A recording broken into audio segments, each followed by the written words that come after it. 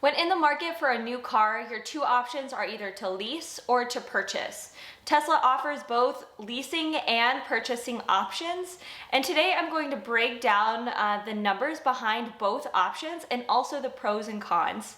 Today I'd like to be an unbiased opinion here. I have both leased and purchased cars in my past, and I hope that this just adds another layer of transparency between the two options and will help you make the right decision for you.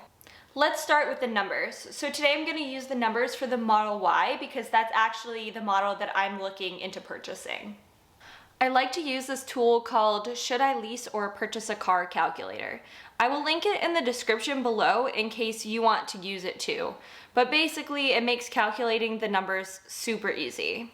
So now we can start with the purchase price. So I'm going to use the price of the Model Y that I'm actually looking at, so it's $50,990. Then it's going to ask for sales tax. So this varies from state to state depending on where you live. So I live in North Carolina and we do not have sales tax on new vehicles. So I'll keep 0%. Now for the rebate. So if you or your state does offer a rebate, you can put that in here. Or if you just want to anticipate the rebate that might be coming from the federal government. So you can definitely put that in as a scenario in this box here. But I'm gonna leave it at 0 because I am not anticipating any rebates that are available for me. And then in title and registration costs, I'm just gonna guesstimate here about $500 and just kind of do an overall guess. And then for the vehicle depreciation, I'm gonna leave it at 10% low because unlike gas-powered vehicles and other EVs, Teslas have shown to hold their value much better. According to this electric article, the Tesla Model 3 retains almost 90% of its value over 3 years. The Tesla Model Y has not been out long enough to get a true depreciation rate, but I would assume it would follow suit with a 3.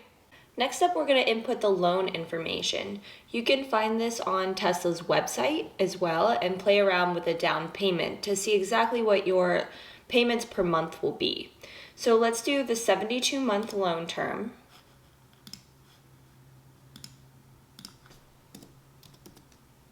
And then the interest rate, if you go through Tesla, is 2.49%. And then the vehicle down payment is $4,500. Now we can input the lease information. So you can also find this on the Tesla website as well. So this is $4,500 down, and that is a fixed cost, so you have to put the $4,500 down.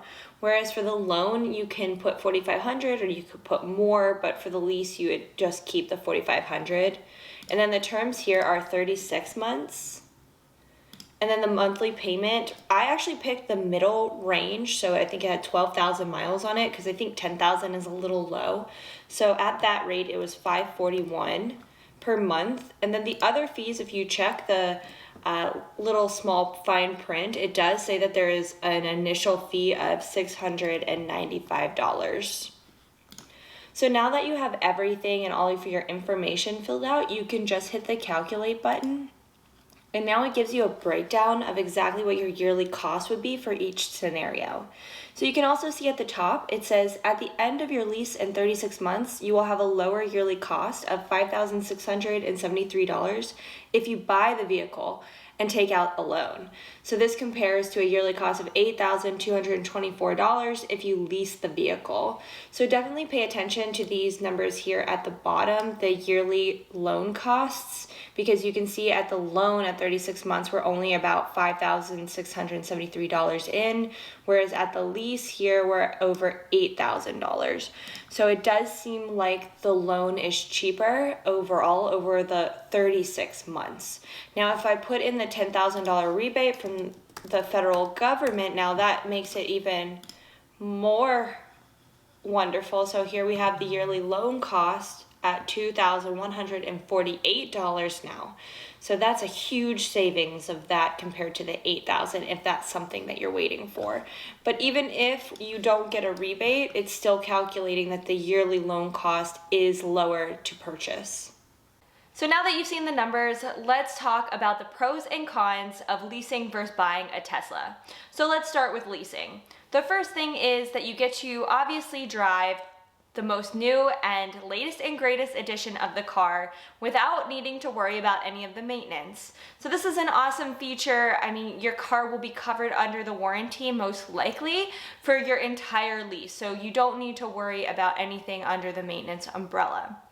But one thing that Tesla does not offer that most leases do offer is actually a buyout option. So Tesla at this time does not offer a buyout option, which basically means that at the end of your lease, a buyout is an option then to purchase the vehicle. But Tesla at this time does not give you an option to then purchase the vehicle after the lease.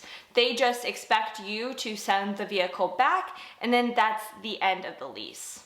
But with that being said, at the end of the day, you don't have a car, which is also a great thing in some regards, because then you don't need to worry about selling the car. Now, granted, there are companies that have now popped up over the last few years that are making selling cars so much easier, like Carvana and CarMax, but it still is one less step that you need to take if you did actually purchase the vehicle. One of the major benefits of a lease is actually maximizing tax deductions if you use your car for business purposes. When you lease a car, you get to deduct the business portion of your expenses of owning and operating the vehicle. This can include your lease payments, charging, repairs and maintenance, insurance, and registration fees. If you outright purchase the car, you cannot deduct these expenses. But one caveat here is that the market value must be under $50,000. So you could do this with the Model 3, but all other models might not make the cut. I have also seen people opting for a lease because they are unsure of what the EV market will look like in the next 3 years. And I completely agree with this. I mean, we have companies like Rivian and Lucid who are about to release their new vehicles in the next upcoming years, and we don't know what that market really and truly will look like. But that does not mean that Teslas are going to be irrelevant in 3 years either. I mean, Teslas at this point have really held their depreciation rate very low and much better than the average vehicle. And yes, I mean, the technology is evolving so quickly for batteries, but at the same time, if that battery range exceeds the Teslas, then it's still going to be priced at a premium price. And a lot of the population is still not going to be able to afford it. So in my personal opinion, I still think that there's going to be a place for used Teslas because it does enter a lower price point. And then at the lower price point, more people are then available to then be able to afford this Tesla. So I don't think that Teslas are irrelevant, and I don't think it's necessarily something that we need to worry about at this time, because if we look back at 2018 Teslas, at that point, those Teslas are still relevant today. Yes, they have lower batteries. Yes, they don't go as far as the Teslas on the market today, but they've held their value really great. I mean, a 2018 Tesla Model 3 right now is going for about $40,000, which is a depreciation rate over 3 years of about 10%. I mean, that's just phenomenal compared to any gas-powered vehicle. So in my personal opinion, I don't think this is something necessarily to worry about. I think there's always a place for used vehicles, especially in the EV market, because they're really hard to get a hold of. And I don't think that the demand for Tesla is going to go down in the future. I think it's only going to continue to rise. So now for some final key points about a lease. The first thing is if you need to break the lease for any reason, then there will be extra charges and extra fees associated with breaking the lease. This is just like breaking a lease of your house or of your condo or apartment. You still usually have to pay fees associated with breaking that binding contract. The second thing is you can't do any modifications to it. If you do, then they need to be reversed upon returning the vehicle.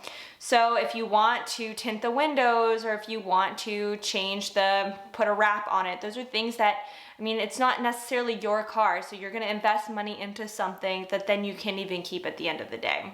And then most likely they're going to make you reverse those modifications as well. So that's just something to keep in mind. And the final thing here is maybe the most important point of them all is the mileage. Now, they do give you options for different mileage amounts for the total of the 3 years, starting at 10,000 miles per year. And I know I personally don't drive 10,000 miles per year, so I think the lease would be okay for me, but I know a ton of you guys drive a lot more than that. And if you do drive a lot more than that and go over mileage, then there are fees associated for every mile that you go over your mileage allotment. So just keep that in mind when you are thinking about a lease. Like, do you drive? How much do you drive?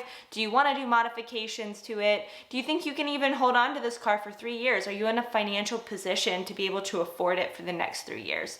So these are all questions around whether or not a lease is right for you. And if you are okay with all of those things, then maybe a lease could be the right fit. So now let's talk about buying. So I purchased my Tesla Model 3 in December of 2020, and I'm also actually looking to possibly purchase a Tesla Model Y as our second family car.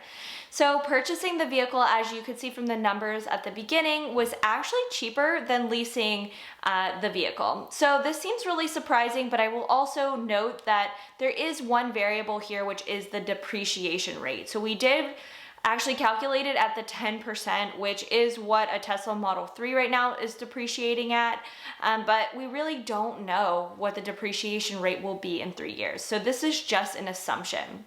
But if you do own the vehicle, you can do any modifications you want to it. You can also drive it as much as you want. There's no cap on mileage. And then also, you don't need to worry about a contract. So at any point, if you want to sell this vehicle, you can do that. No one's holding that against you. So there are some pros here when we are talking about actually purchasing this car. Buying is actually almost about the same price up front as leasing as well. You would think that leasing would have a lower barrier to entry, but really they're about the same. So I will say one caveat here is the sales tax and taxes on new vehicles. So it will vary from state to state, but overall they are going to be pretty similar, which is very interesting. Now, if you're interested to see what taxes and fees that I paid on my Tesla Model 3, I will link that video above and in the description below. Tesla has an awesome interest rate of 2.49%, which is really hard to beat. But I will say that purchasing is not the perfect option. Only you can decide which option is right for you. Now, also, cars are not an investment, and so only you at the end of the day can really decide which option fits your needs the best. I hope this number breakdown helped you understand the math behind leasing versus buying a Tesla.